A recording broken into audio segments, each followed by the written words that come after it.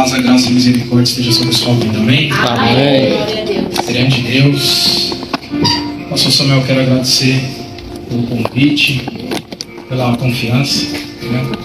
Pela coragem, né? Me chamou mais uma vez. Glória a E Deus. pela recepção, Amém. sempre muito boa. Glória a Deus. O café vai ficar pro final, né? O café, acho que tava coando o café. Mas amém. Amados, queridos, você que está presente, Deus te abençoe, venceu essa noite de frio. Aos amigos que vão acompanhar pela internet, Deus abençoe sua vida. Eu quero ler aqui com cada um de vocês aqui um texto base, livro do profeta Jeremias, capítulo 29, verso de número 11.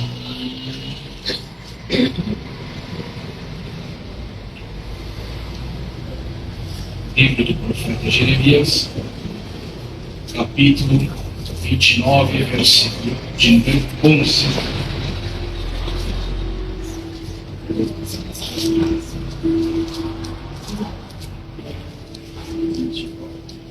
Amém? Amém. Presta bem atenção que eu já vou declarar na sua vida aqui. Amém. Assim diz o Senhor: porque bem eu sei os pensamentos que tenho ao vosso respeito, Uau. diz o Senhor, Eu creio. pensamentos de paz e não de mal, para vos dar o fim que desejais. Amém. Amém? Eu quero estar falando nessa noite subordinado a um tema que o Espírito Santo me direcionou. O tema é o seguinte: destrave a sua mente, vença o medo e viva os planos de Deus. Eu vou repetir: destrave a sua mente, vença o medo e viva os planos de Deus. Aleluia. Queridos irmãos, nós vivemos uma sociedade, de maneira geral, cada vez mais adoecida. Sim ou não? Sim ou não? Sim. Se você ligar o noticiário na televisão, é capaz de escorrer sangue pela televisão. Meu Deus. Mas esse nunca foi o plano de Deus para o homem. Esse não foi o plano de Deus para o homem. O plano de Deus é um plano bom. O plano de Deus é um plano agradável. O plano de Deus é um plano perfeito. Mas sabemos, você pode ver a narrativa do Gênesis, que Deus ele cria o homem e a mulher, coloca no jardim, na mais pura e perfeita harmonia, e o homem ele lança a mão do fruto proibido, a árvore do conhecimento do bem e do mal. E agora o homem ele sai de um estado de inocência, sai de um estado pleno espiritualmente, e ele se torna um ser decaído com a natureza do pecado. E isso traz reflexos até os dias de hoje.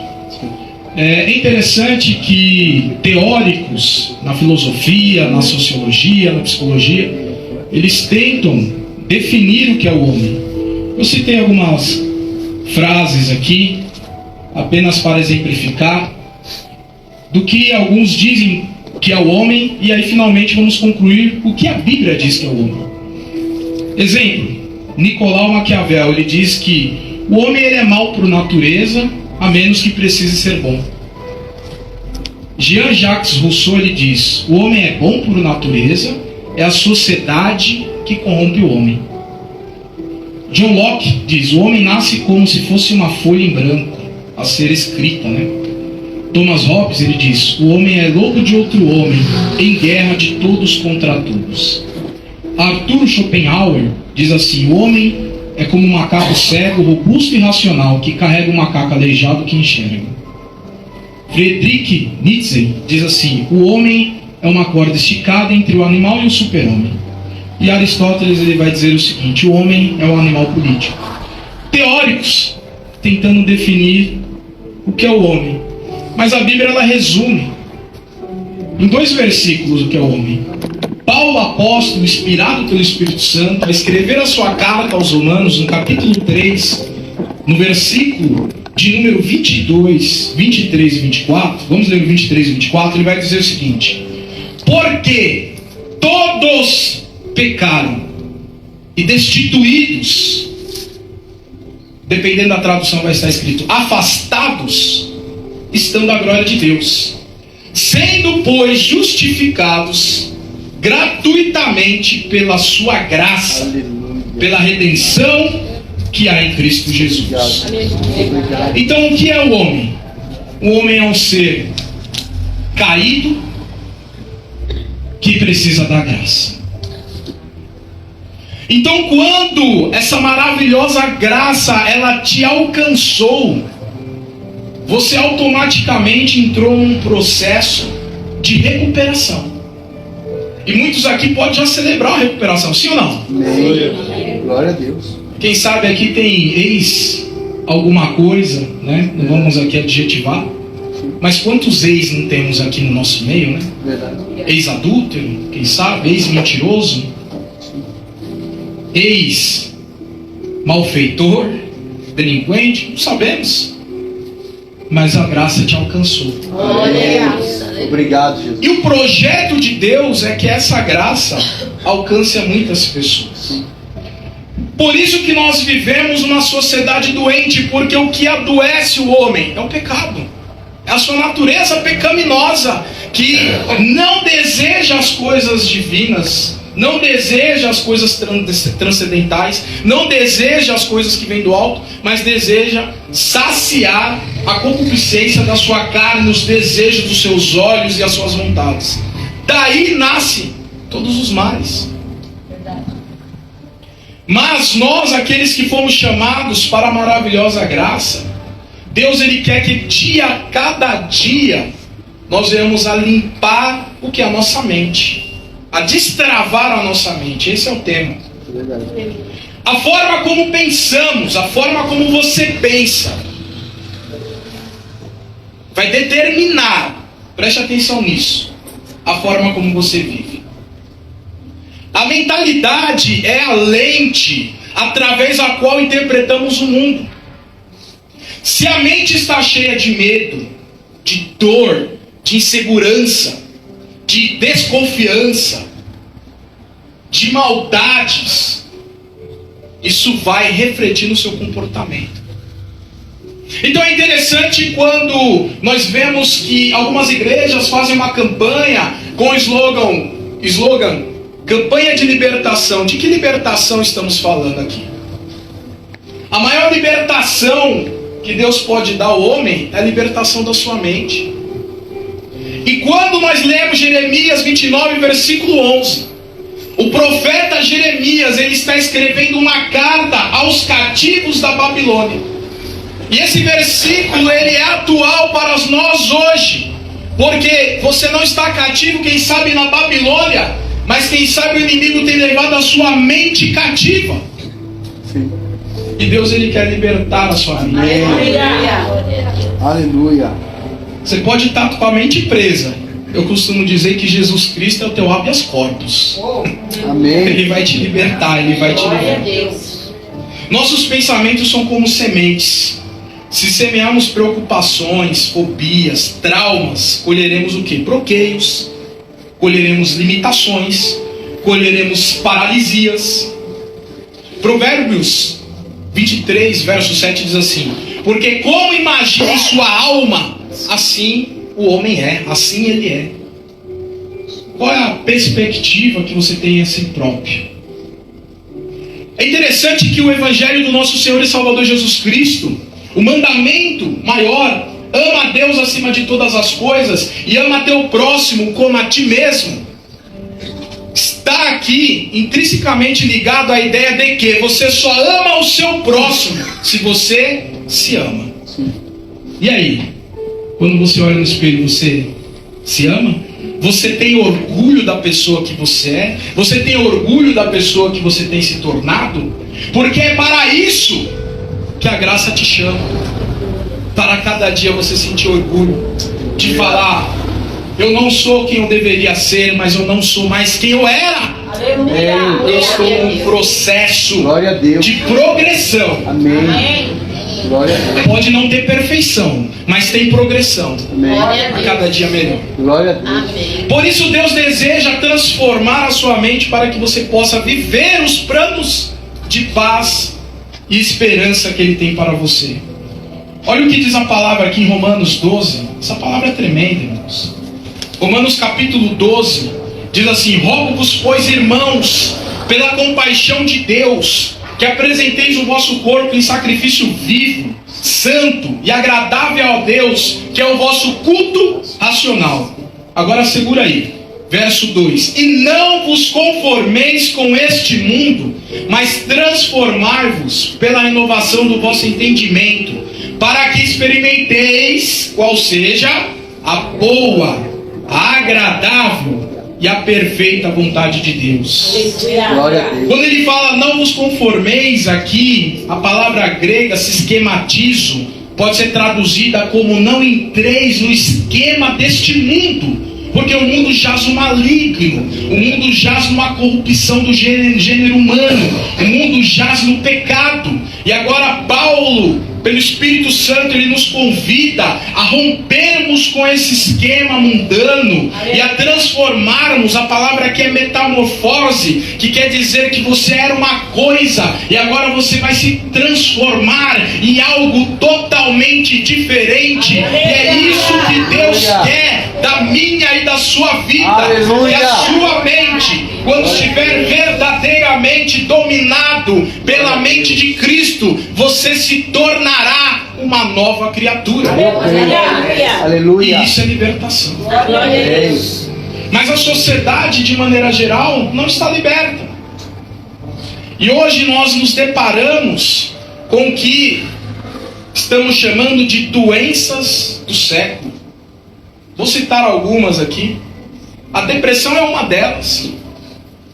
Quem não conhece uma pessoa que está num quadro desse? Acho que se eu pedir para levantar as mãos, todos vão dizer: eu conheço alguém que está num quadro deste. Só que essa doença não é uma doença recente, não.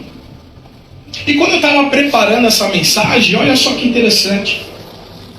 Me veio na mente, guiado pelo Espírito, para te dizer que todo cristão está sujeito a passar por provações.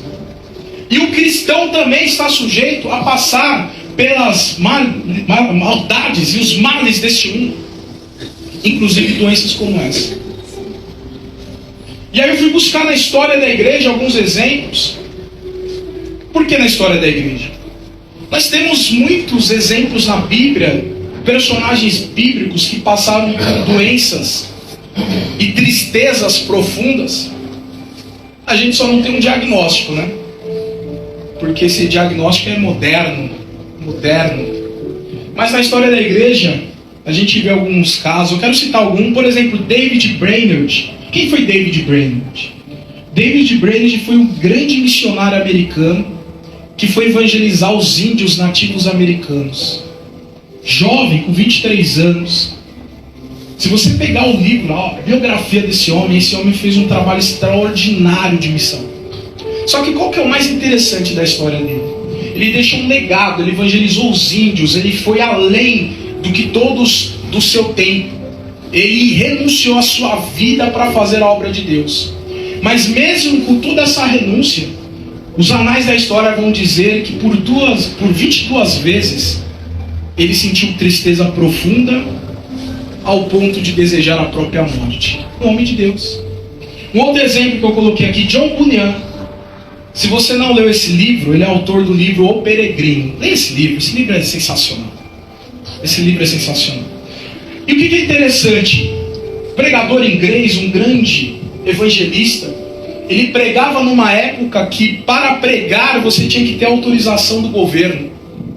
E como ele não queria estar na coleira do governo, ele pregava como Paulo apóstolo, resultou na sua prisão.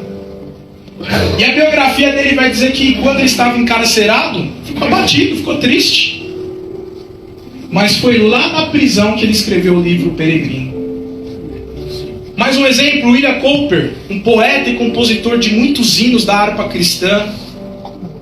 Esse homem que escreveu letras maravilhosas, profundas.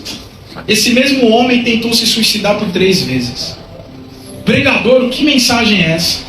Eu quero dizer para você que cada um de nós, mesmo sendo homens e mulheres de Deus, mesmo estando no centro da vontade de Deus, nós não estamos isentos de ataques espirituais, de doenças da alma.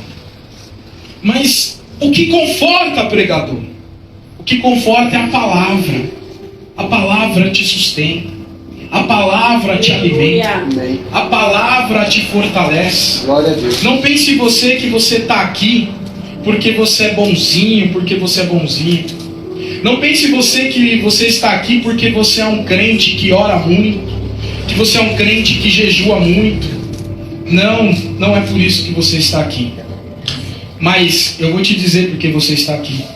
Lá na segunda carta aos Coríntios, capítulo 12, Paulo ele vai falar de um espinho na carne que ele tinha. É muito interessante essa passagem. E o versículo 8 diz assim: acerca do qual 3 vezes eu orei ao Senhor para que se desviasse de mim, ou seja, tirasse de mim esse espinho. Verso 9: e disse-me Deus. Fique imaginando essa cena. Deus falando: Paulo, presta atenção. A minha graça te basta. Aleluia. Porque o meu poder se aperfeiçoa na fraqueza. Aleluia. De boa vontade, pois me gloriarei nas minhas fraquezas, para que me habite o poder de Cristo. Amém. Estamos aqui pela graça. Glória a Deus. Eu não sei a tua caminhada, a sua história, a sua vida, mas Deus é sabedor e conhecedor de todas as coisas. E você não veio aqui em vão nessa noite, nem quem está assistindo online, nem quem vai assistir a gravação. É tudo direcionamento de Deus, porque Deus quer liberar dose de ânimo sobre a sua vida. Aleluia. Glória a Porque Deus. ainda tem muita coisa a ser feita. Glória a Deus. Esses homens, David Brainerd, John Bunyan, William Cooper, o que eles têm em comum? Eles foram usados por Deus nessa terra. Sim. Mas eles enfrentaram dores internas intensas.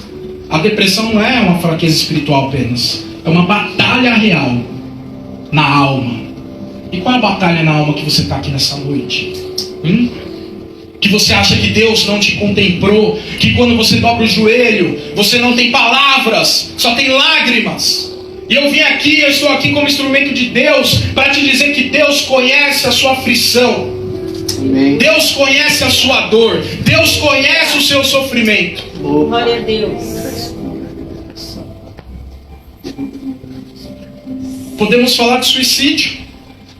É um tabu, ninguém fala disso na igreja. Quantos pastores não se suicidaram? Meu Deus. Joga na internet aí, você vai ver um monte. Vai. Aí você fala, mas como assim? Pastor se suicidou? E tem gente que fala, não, é algo moderno. Não, sempre houve isso.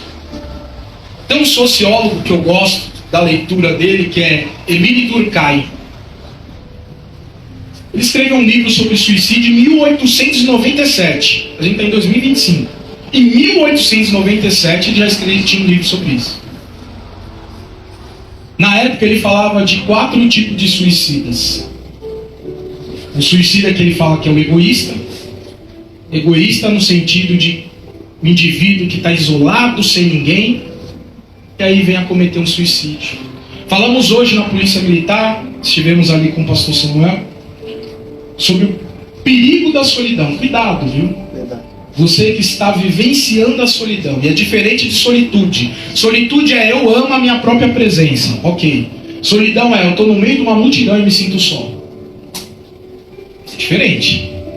Você que está vivenciando a solidão, busca ajuda. Amém. Primeiro do alto. E busque uma rede de apoio. Amém. Grite por socorro se precisar. Corra no seu pastor. Que isso pode agravar. Verdade. O inimigo é astuto. Durkheim ele vai falar de um outro suicídio altruísta. Pessoas envolvidas em causas, por exemplo, como na guerra do Japão, os kamikazes.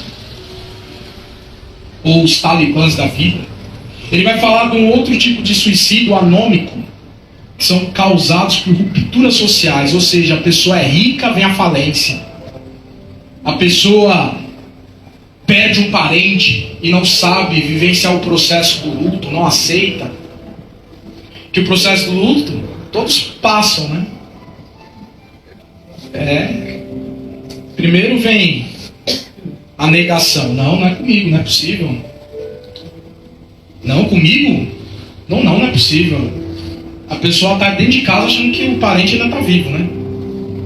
Aí depois passa pela a barganha. Se for crente, fala, agora eu não quero mais servir a Deus. Como é que Deus permitiu acontecer isso comigo? É a barganha. Depois passa pela raiva, fica irado. Não quero mais saber de Jesus, eu não quero mais saber da igreja, olha só meu sofrimento. Depois a tristeza. E aí tem que vir o que? A aceitação. É com a aceitação que vem a libertação e a cura. Só que nem todos conseguem passar por isso. E muitos acabam no suicídio.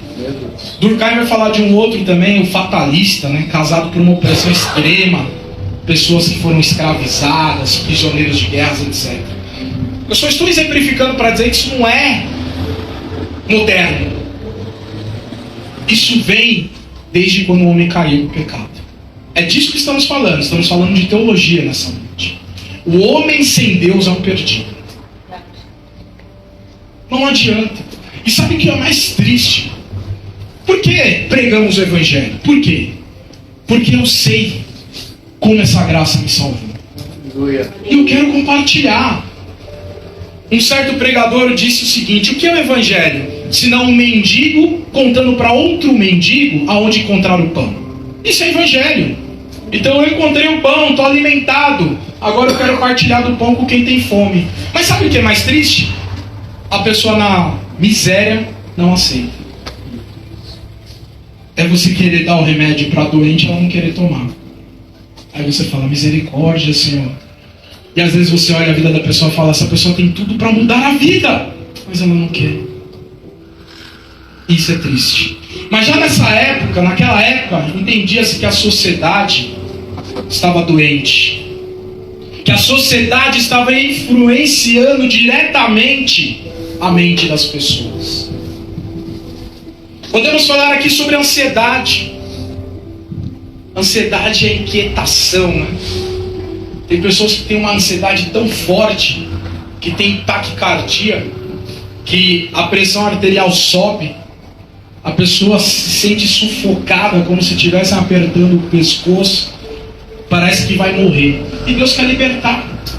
Deixa eu te falar uma coisa, talvez não seja uma mensagem muito boa de degustar, mas no final vamos orar. Deus vai libertar pessoas na internet, Deus vai libertar pessoas que vão assistir essa gravação, porque só tem cura quando você toca na ferida. É tratamento. Temos que falar disso, porque Deus continua operando milagres. E quando Jesus ele vai falar lá no Evangelho, aleluia, que ele vai falar, eu vim para que tenham vida e a tenham em abundância. Ele está falando, olha, eu não quero que você seja apenas um sobrevivente. Eu não quero que você seja apenas um pagador de boleto. Eu não quero que você seja alguém que esteja de passagem nessa terra. Mas eu quero que você viva uma vida com alegria na minha presença. Glória a Deus. Uma vida plena, uma vida completa, uma vida de satisfação. E o que é satisfação? É ter tudo? Não! Satisfação é ter contentamento, mesmo na ausência. É paradoxal, né? Mas Paulo vivia isso. Ele falava assim, para mim, morrer é Cristo. Estou feliz, é Cristo que me preenche, é Cristo que me satisfaz. É interessante, na Inglaterra vitoriana, eu anotei aqui, século XIX, as pessoas estavam tão ansiosas com o crescimento da cidade. A gente está falando do século XIX.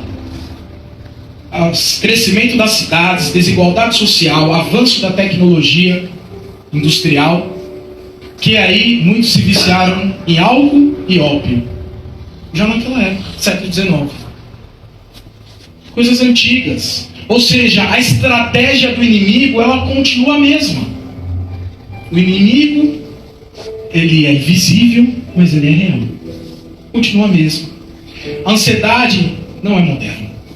Ela sempre existiu como um sintoma que sobrecarrega a sua mente.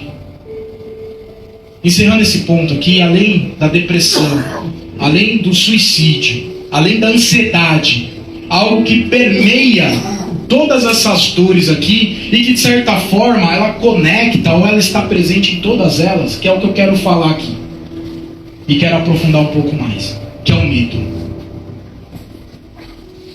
Quem tem depressão tem medo, quem se suicida tem medo. Aí você fala, mas tem que ter coragem para se suicidar. O medo dele é de viver. O medo dele é de viver. Quem tem ansiedade tem medo. E é sobre isso que Deus colocou no meu coração. Então, superados esses esclarecimentos, vamos falar um pouco sobre o medo. O medo, ele também faz parte da natureza humana até certa medida. Faz parte. O homem primitivo, se não tivesse medo, era devorado pelo leão, né? Então ele tem que ter uma dosagem de medo para saber que com o leão não brinca. Então o medo é uma programação natural da mente humana para nos proteger de perigos.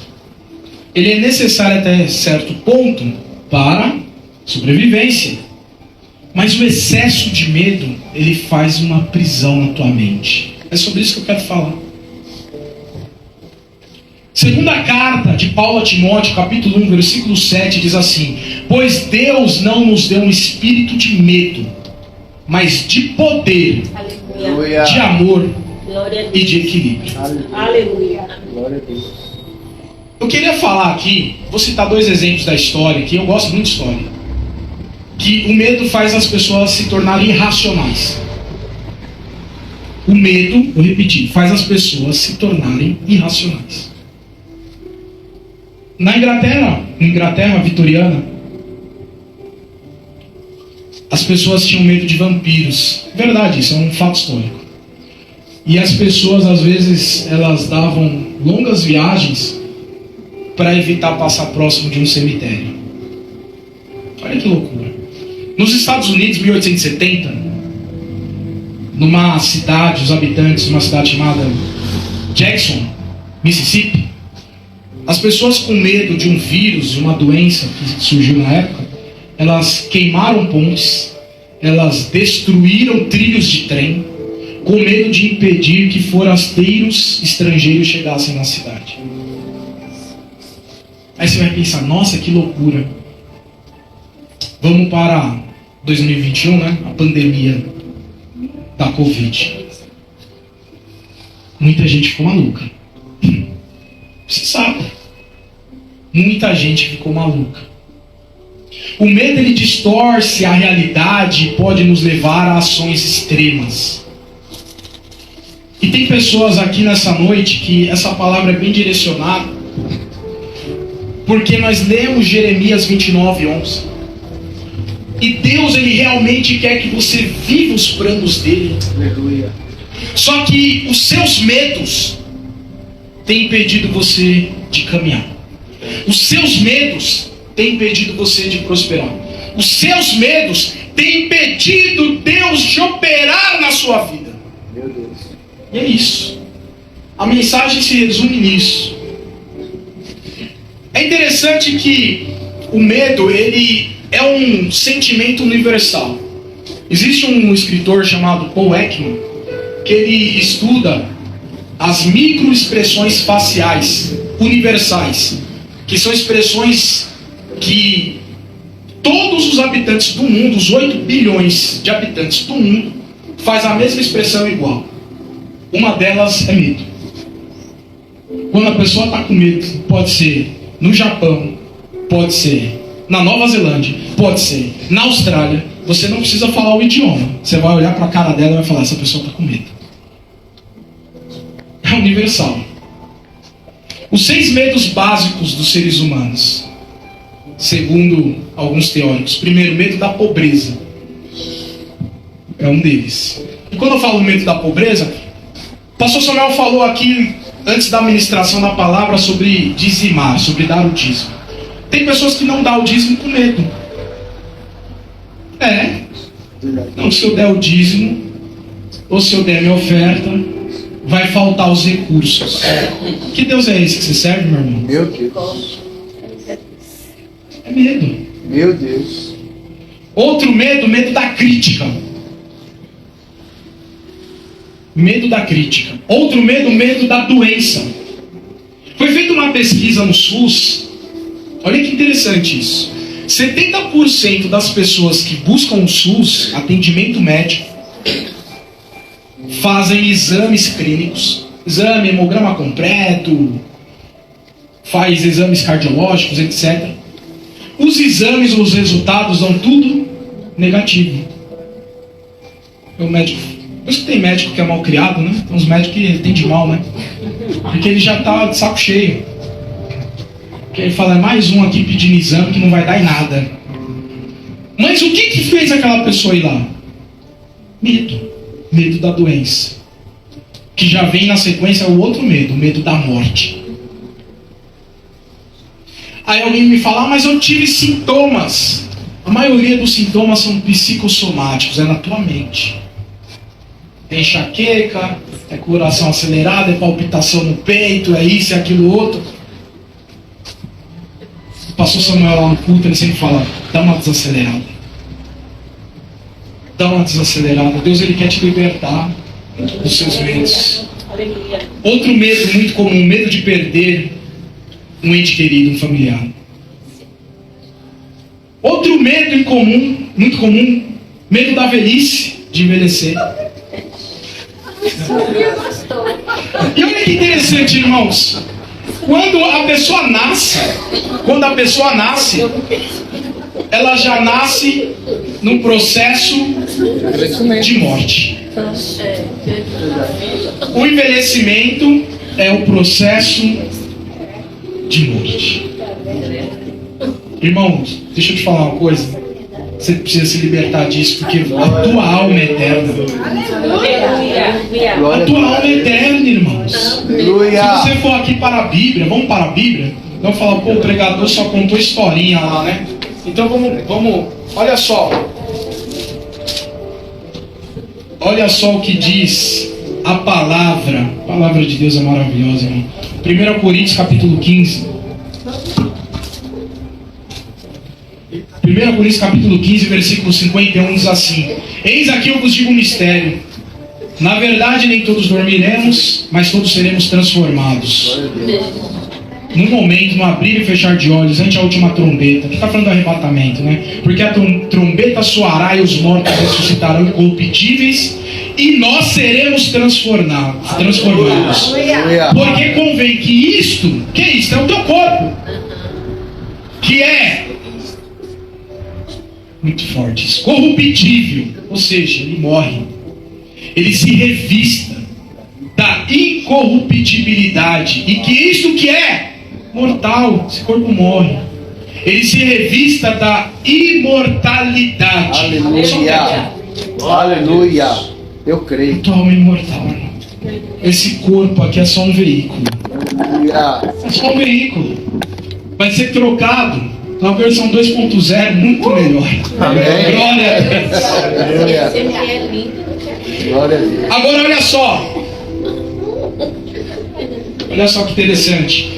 Além desses medos que são os mais comuns, tem surgido os novos medos nessa nossa sociedade. E se faz necessário falar aqui bem rapidamente. Medo de confiar em pessoas por causa de traumas que sofreu. Fala, Deus. Verdade. Isso tem atrapalhado relacionamentos. Às vezes Deus tem um plano, é um plano de uma nova união para a sua vida, de um novo matrimônio para a sua vida, um plano de uma nova amizade maravilhosa para a sua vida. Aleluia. E você está como num carro, olhando no retrovisor, só para o passado. Irmão, quem dirige aqui? Quem dirige aqui? Algumas pessoas. O que acontece se você pegar a estrada e ficar só olhando no retrovisor? Vai dar ruim, né? Não vai. Vai dar ruim, né? Principalmente na hora da curva, né? Verdade. E por que você faz isso com a sua vida? Meu Deus. Por que você está fazendo isso com a sua vida? Olhando para o retrovisor. Ah, o casamento que não deu certo.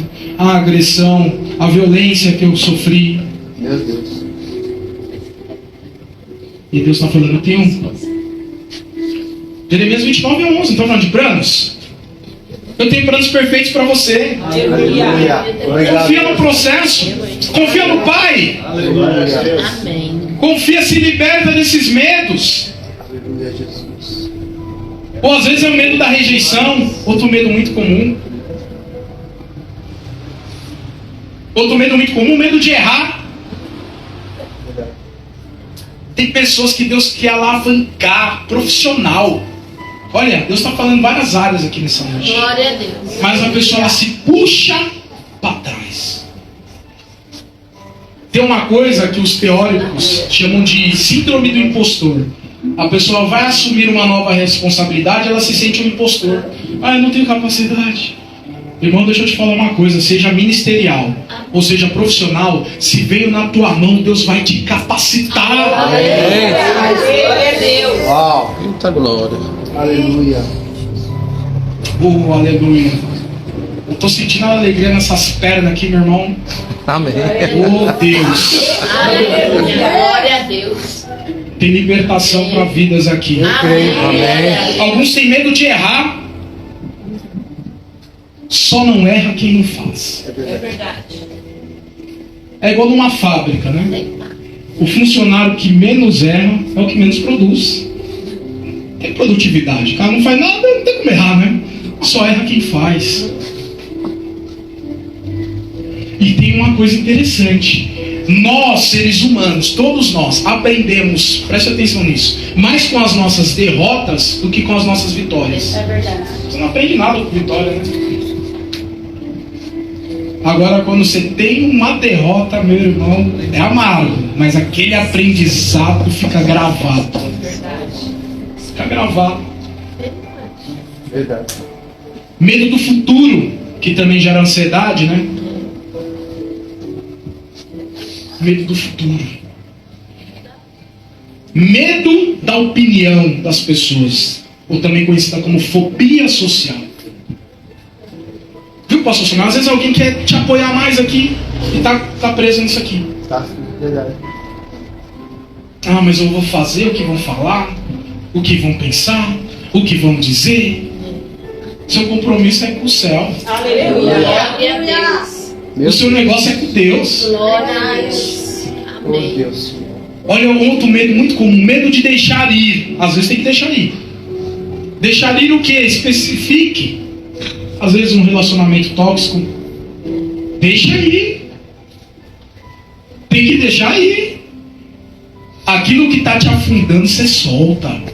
Meu Deus. Aleluia.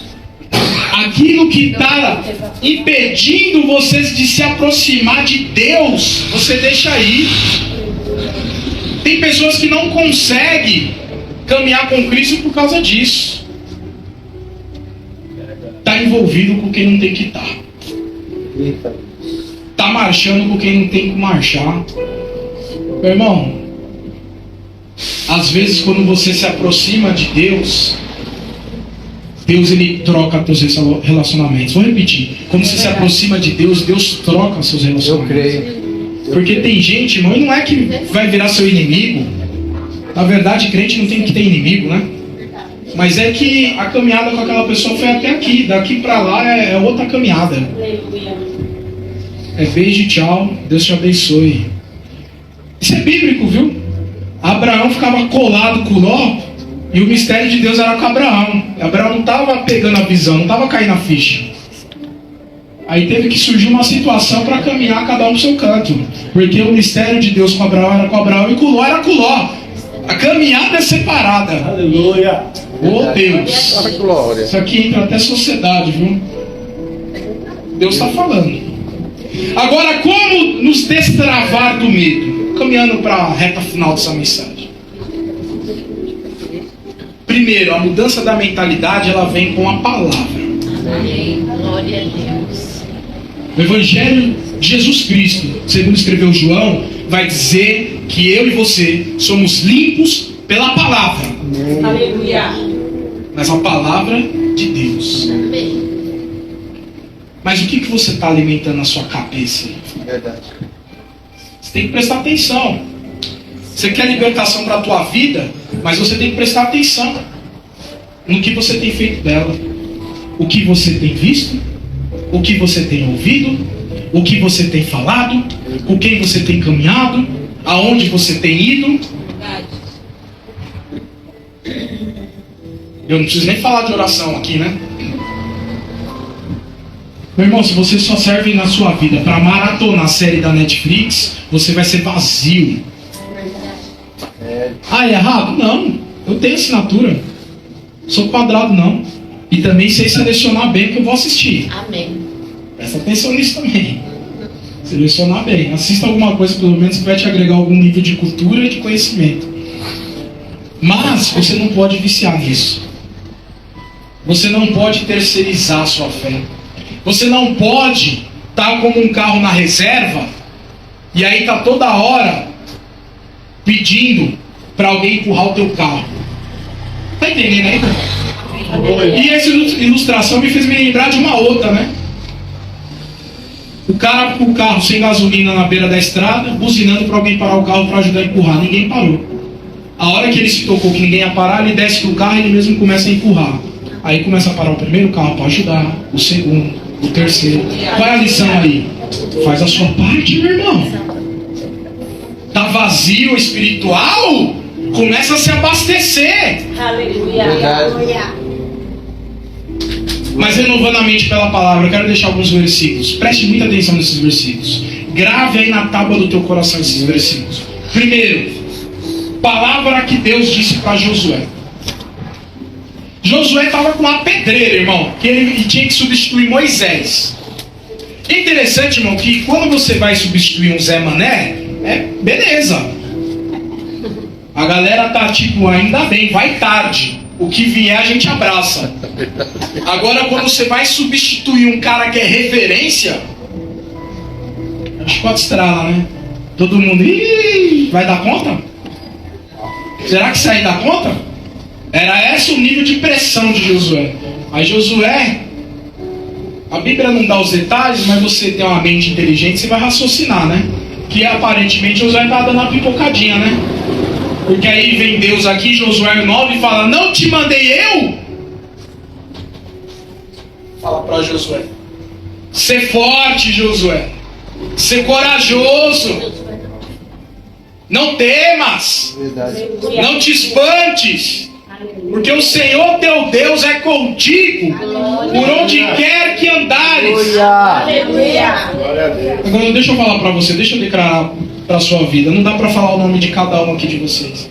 Mas eu vou repetir e na tua mente você repete o teu nome aí. Não te mandei eu? Seu nome. Ser forte, fulano. Ser corajoso. Aleluia. Não te espantes. Porque o Senhor, quem é o Senhor, a maior autoridade, teu Deus é teu. Aleluia. Glória a Deus. É contigo por onde quer que andares. Glória a Deus. Aleluia.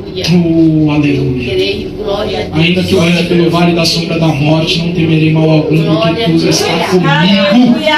Glória a Deus. Aleluias. Aleluia. Isaías 41:10. Forte também. Não temas, porque eu sou contigo. Glória a Deus. Não te assombres, porque eu sou teu Deus. Eu te fortaleço, eu te ajudo, Oh, eu te Jesus, sustento obrigado, Deus. com a destra da minha justiça. Glória a Deus. Obrigado, Deus. Eu creio nessa palavra. Aleluias! Glória a Deus. Quem sabe alguém entrou por essas portas falando, eu preciso receber dose de ânimo. Então recebe aí agora, recebe. Aleluia. Dose de ânimo. Aleluia. Seja cheio. Seja cheio. Aqui não é a reunião do clube da escola. Aqui não é a reunião do clube social. Aqui não é teatro. Aqui é a casa de Deus. Deus está entronizado no seu trono santo. A presença dele é real. E ele está nessa noite liberando dose de ânimo para aquele que necessitar e pedir. Recebe aí. Se fortifica na graça, meu irmão. Glória a Deus. Deuteronômio 31, versículo 6. Sede fortes e corajosos. Não temais, nem vos atemorizeis diante deles, porque o Senhor vosso Deus é quem vai convosco, não vos deixará, nem vos desamparará. Salmos 34, verso 4. Busquei o Senhor e Ele me acolheu, livrou-me de todos os meus temores. Salmo 56, verso 3. Mas eu, quando estiver com medo, confiarei em Ti. Aleluia. Êxodo capítulo 14, versículo 14. Perrengue que Moisés estava, o bicho estava pegando. Aí Deus fala assim, 14. Moisés, é o seguinte: e pelejarei por vós, Aleluia. e vos calareis. Glória a Ele Deus. estava falando, olha, eu vou fazer um grande milagre, vocês vão ficar de boca calada. Glória a Deus. No dia seguinte, Miriam pegou seu tamborim e tocou e cantou, só o Senhor é Deus. Aleluia. Cadê os egípcios que estavam te perseguindo? Meu Deus. É sobre isso que Deus está falando. Glória a Deus. Confia no processo. Confia em Deus. Que você vai olhar para trás. Cadê os inimigos? Cadê? Deus deu livramento. Glória a Deus. E eu quero citar mais um versículo que eu acho linda essa passagem. Evangelho de Jesus Cristo segundo Mateus, no capítulo 14, vai ter a narrativa de quando Cristo andou pelas águas. Só que Pedro, ousado Pedro, tempestivo Pedro, eu sou bem Pedro. É tu mesmo? Eu quero ir. Vem. Às vezes a gente é assim, né? Eu vou. O primeiro passo é bom, né? Começa bem. Começamos bem. Eu não sei quantos passos ele deu, mas a hora que ele tomou conhecimento, olhou, começou a afundar. E agora? Aí o verso 30 e 31 diz assim: reparando, olha só, reparando, porém, na força do vento, teve medo. Olha aí o problema. É sobre isso que estamos falando nessa noite. Você estava indo bem, quando entrou o medo, começou os problemas. Meu Deus. Aí o que acontece? Começou a submergir, né? Afundar, né? Aí bateu o desespero, que diz assim no texto: gritou, salva-me, Senhor. Mas aqui que é o maravilhoso, irmão. Guarde isso nessa noite. Quando você grita, mesmo quando você vacila, né? A gente dá umas vaciladas, né? Aí o texto diz assim: e prontamente Jesus, estendendo a mão, Aleluia. tomou-lhe e lhe disse: homem de pequena fé, por que duvidaste? Oh, Jesus. A palavra profética para a sua vida. Jesus não vai deixar você afundar, não. Viu? Aleluia. Se ele falou assim, vem, vai sem medo. Aleluia. Mas se bater o medo e começar a afundar, ele não vai deixar você afundar. Aleluia. Glória a Deus. Eu quero concluir, já deu meu horário aqui. A conclusão para hoje, irmão, aqui que eu não prego teoria. Não, vamos orar. Deus vai fazer algo extraordinário aqui. A conclusão é profética nessa noite. Amém. O culto é profético. Deus vai tocar sua mente, vai te libertar hoje. Não é amanhã não, é hoje. Aleluia. É hoje. Assim como Jesus estendeu a mão para Pedro, hoje Ele estende a mão para você. Aleluia. Aonde que você está afundando? Qual a área da sua vida você está afundando? Você que acompanha na internet, qual a área da sua vida? Jesus vai te tirar do Aleluia. fundo. Pode estar no fundo do poço, Ele vai te tirar. Pode estar no buraco, Ele vai te tirar. Ele vai te tirar. Aleluia. Deus está arrancando com a mão dele Aleluia. o medo de dentro do coração de vidas aqui. Aleluia. Glória a Deus. Ele está te destravando hoje, é hoje. Ele está curando a sua mente. É hoje.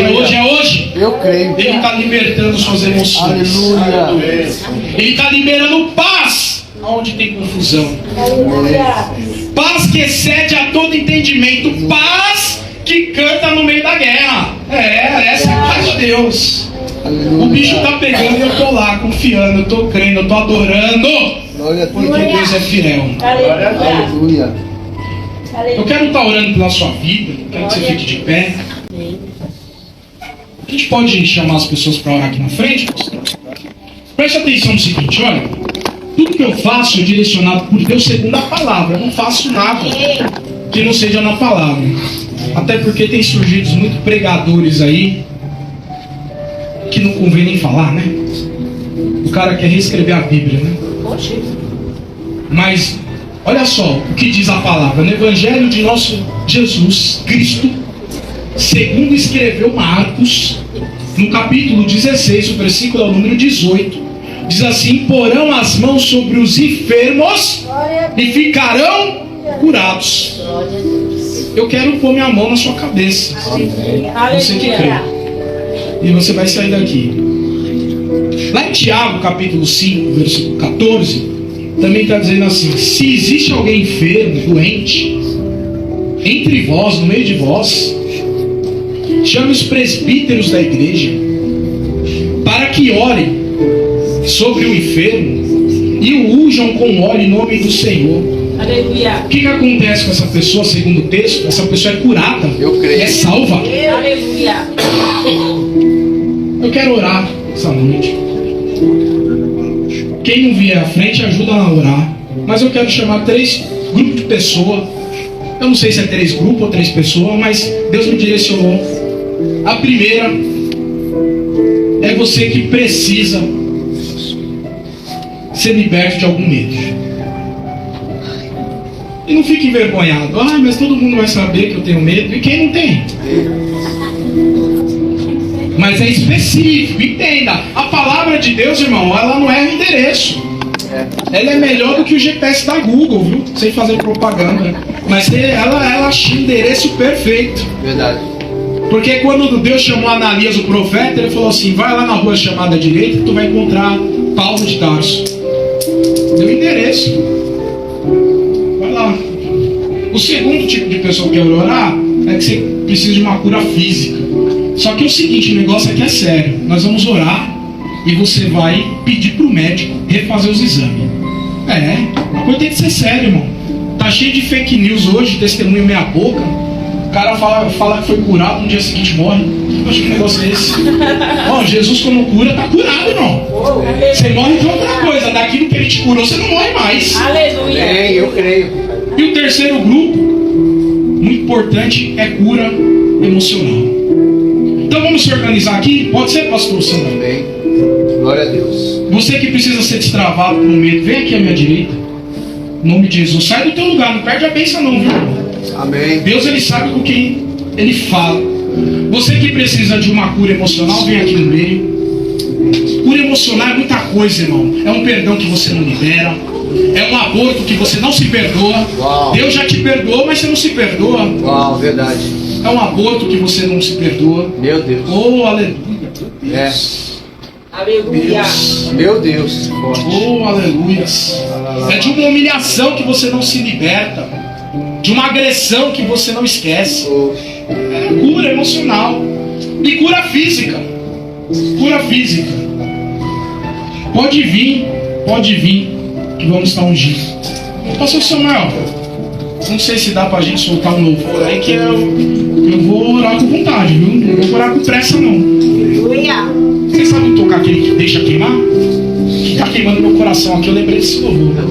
Pode ser. Põe no CD lá, deixa queimar. Vamos orar. Vamos orar. Tem um óleo aqui para nós ungir? Não mistura não, irmãos. Aqui é os irmãos, vai ser destravado pelo medo, né? E aqui é os irmãos da cura emocional. Ninguém tem uma cura física aqui? Amém, a irmã aqui. Vem pra cá, varão do boné. Varão, você vai refazer os exames. Eu Em creio. nome de Jesus. Você vai pedir pro médico refazer os exames. Aleluia. Vamos pegar o óleo aqui, vamos orar.